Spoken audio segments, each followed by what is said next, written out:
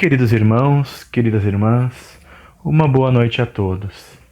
Com nossos corações cheios de alegria, de gratidão e de amor, agradecemos a Deus, o Pai Celestial, a Jesus, nosso irmão e mestre, pela oportunidade de nesta noite podermos partilhar destas palavras de conforto. Pedimos ainda que enquanto fazemos a leitura do Evangelho, nossas casas, nossas mentes e corações possam ser impregnadas por energias de amor, de esperança, coragem e fé. Meus irmãos, nesta noite, a leitura, dando sequência à leitura do Evangelho, nós falaremos sobre o capítulo 3 da introdução, Notícias históricas, o item 3 da introdução, Notícias históricas. Para bem compreender certas passagens dos evangelhos, é necessário compreender o valor de várias palavras que neles são empregadas com frequência e que caracterizam o estado dos costumes e da sociedade judaica da época. Essas palavras, não tendo para nós o mesmo sentido, frequentemente foram mal interpretadas e, por isso mesmo, deixaram uma espécie de incerteza.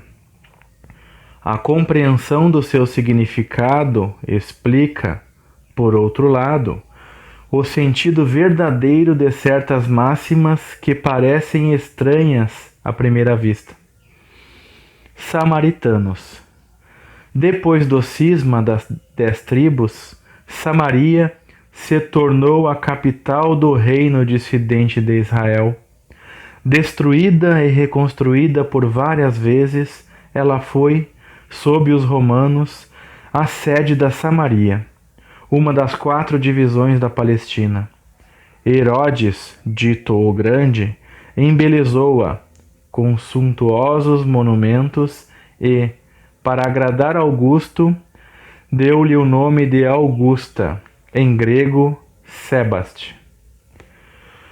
Os samaritanos estiveram quase sempre em guerra com os reis de Judá, uma aversão profunda, datando da separação, perpetuou-se entre os dois povos que afastavam todas as relações recíprocas.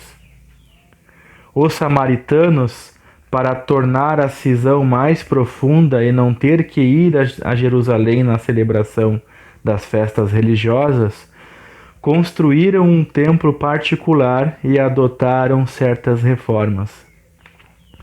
Eles não admitiam senão o Pentateuco contendo a lei de Moisés, rejeitando todos os livros que lhe foram anexados depois. Seus livros sagrados eram escritos em caracteres hebreus da mais alta antiguidade.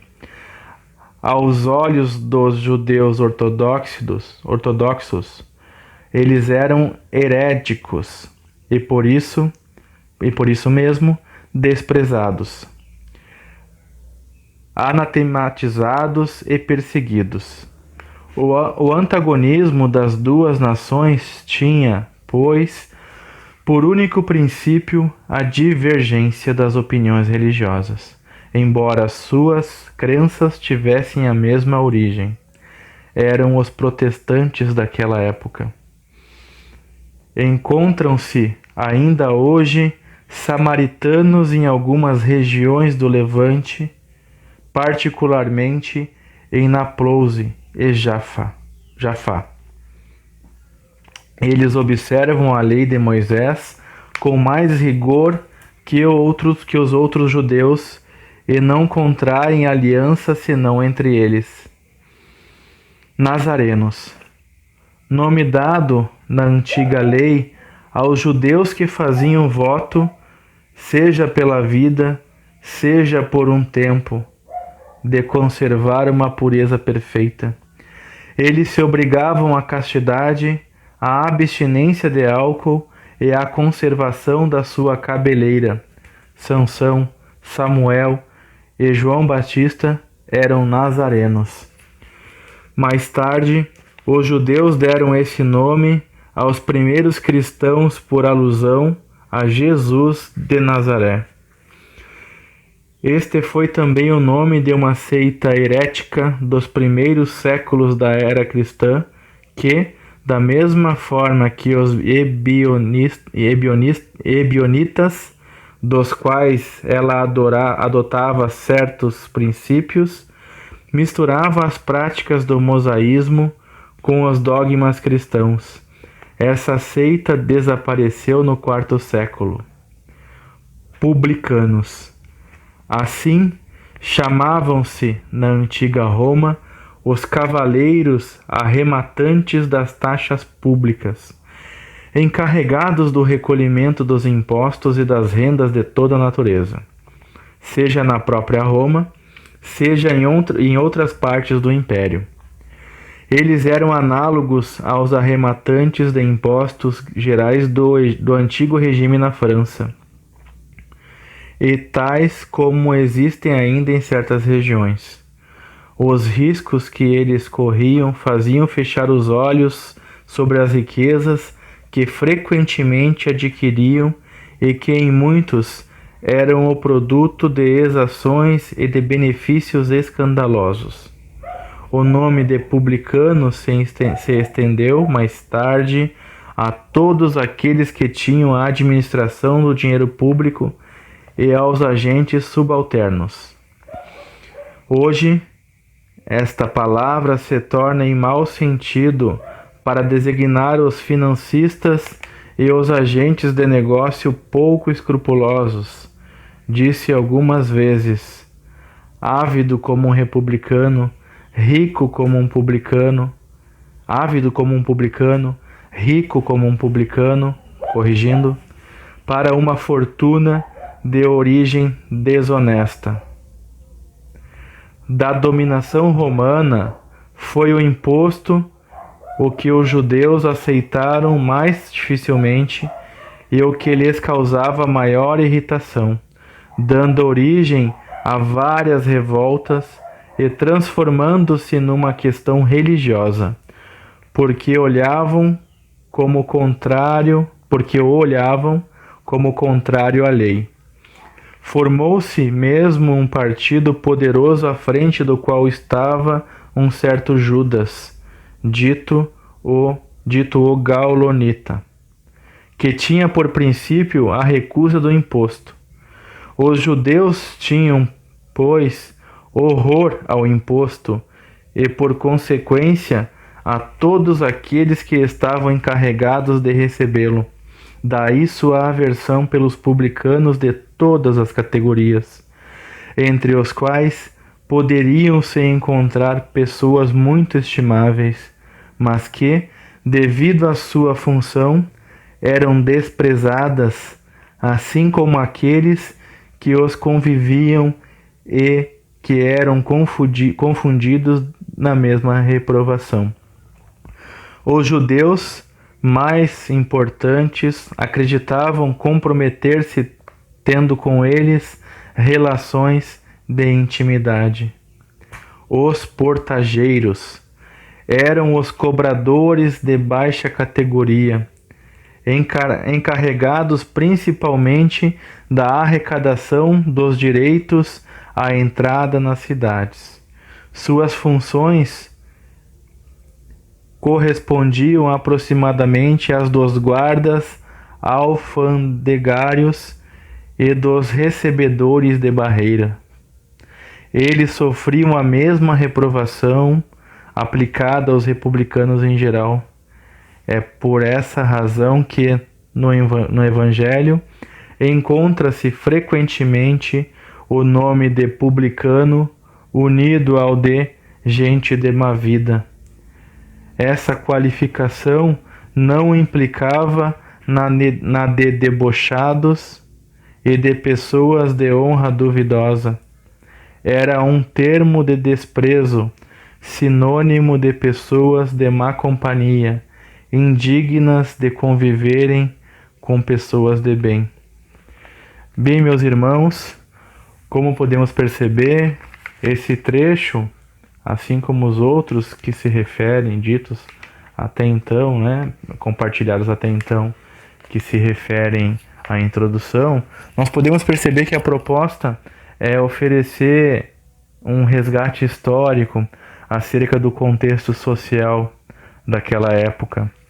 Nos permite perceber, nos permite analisar o quão era difícil, a dificuldade que se tinha em desenvolver alguns aspectos da religiosidade, em razão de preconceitos, em razão da intolerância, em razão do individualismo, que ainda existe, mas naquela época era mais intenso, o radicalismo era num grau mais elevado.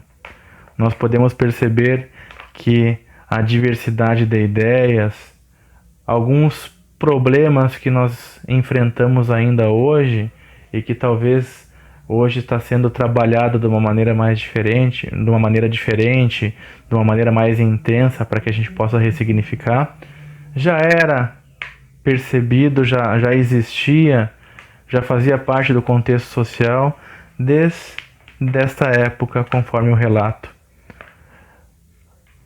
Nós podemos perceber que essas dificuldades em partilhar de ideias geravam divisões, geravam comportamentos que são contrários à proposta do Evangelho, e também nos dá uma base do quão difícil foi a tarefa de Jesus naquela época em implementar o seu legado, em implantar a proposta do cristianismo vivo, o quão sacrificante foi para ele e o quão complexa era essa tarefa.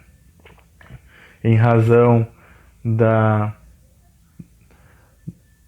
capacidade atrasada da sociedade, das pessoas, dos espíritos, né, do atraso espiritual dos que viviam na condição de encarnados nesse período.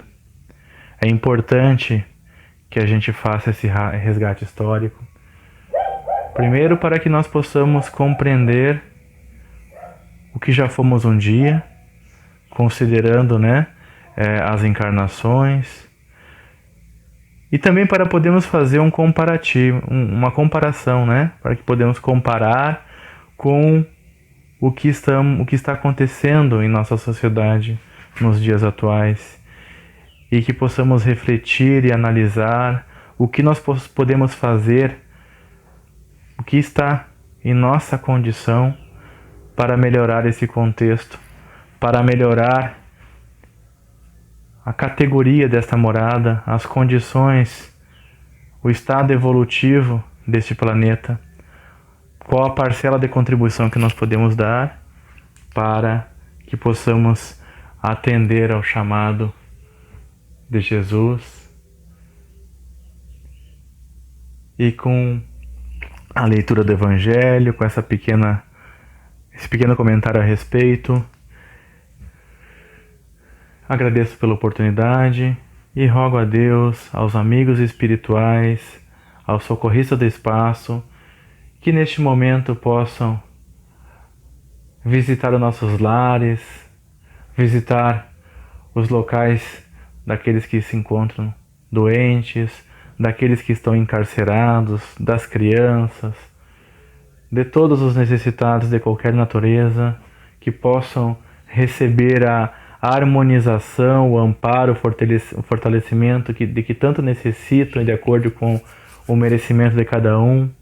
Que as nossas aguinhas nos nossos lares, nossas águas sejam magnetizadas, recebam o remédio necessário para o nosso tratamento, e que possamos todos